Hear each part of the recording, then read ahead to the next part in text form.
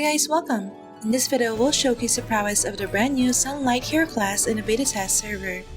We already had a sneak peek at some of her abilities in one of my previous videos. This time, I'll show you if Sunlight has what it takes to decimate dungeon bosses with her damage output. Alright, without further ado, let's begin. First up, here's an overview of the build I'm using for this showcase. To reach Sunlight's maximum damage potential, I maxed her core passive skill to level 7. This increases the max limit of her solar power stacks to 200 and allows for manual activation of Scorching Realm for better skill timing. In terms of gears, my Sunlight is equipped with melee physical skill damage gears with 200% ignore physical def. Since the Sunlight's Grace buff skill lets me convert her attack element, I've opted for cards that boost all elemental damage. Her exclusive weapon, Golden Sunlight Tome, is the best in slot, so I recommend preparing the following materials for crafting, synthesizing, and upgrading it, especially if you plan on maining Sunlight. As for the stat distribution, I primarily focus on strength and dex to increase her raw physical attack. The remaining points are allocated on int to take advantage of the Zenobia card in her garment.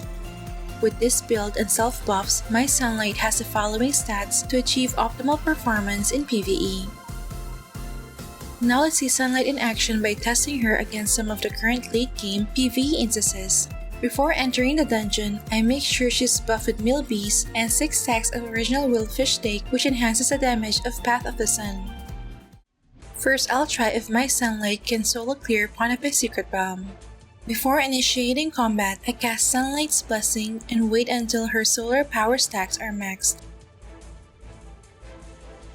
Once at 200 stacks, I use Sunlight's Grace to convert her attacks into Holy, and cast Sunlight Ritual to change the weather to sunny. From there, I turn on auto to cycle between her two main DPS skills, Path of the Sun and Sunlight Crash.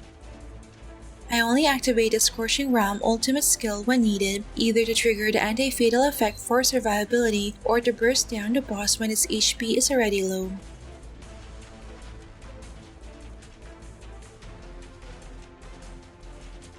And there you have it, my Sunlight was able to solo clear Ponepes Secret Realm in just a short time.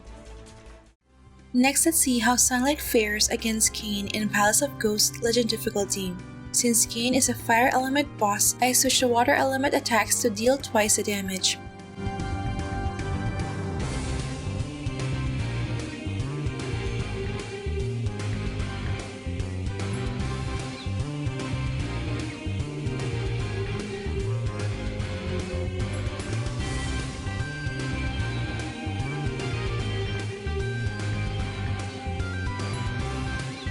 To be honest, this dungeon is harder for Sunlight as a solo DPS. Kain's high burst damage and the burn effect on the ground can rapidly deplete her HP, making it difficult to survive even with Cobalt Leader card and the Horn of the Unyielding relic. For this instance, Scorching Realm is crucial for survival and to burst down Kain quickly. Next, let's see how Sunlight performs in the upcoming Spacetime instance. Since Spacetime Dragon is of Dark Element, I use Holy Element attacks to deal more damage.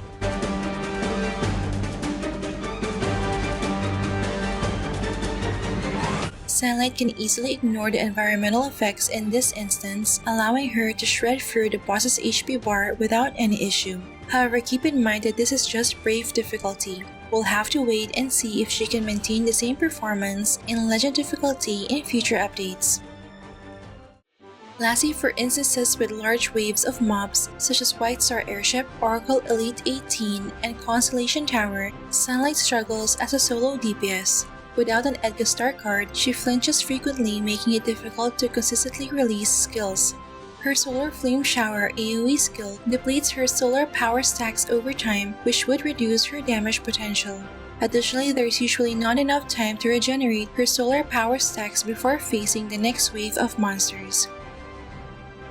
Due to these limitations, I don't think Sunlight would be the best pick for mob-heavy dungeons as solo DPS.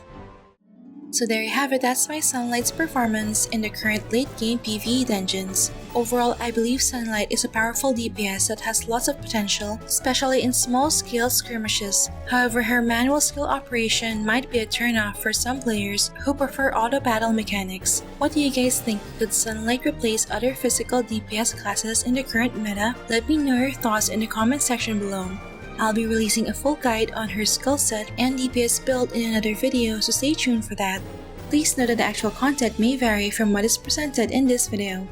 Alright, that's it for this video guys. Don't forget to like if you enjoyed watching this guide. If you're new here, I would love you to consider subscribing by hitting the red subscribe button down below. I would love to have you back. Thank you for watching and see you in our next episode.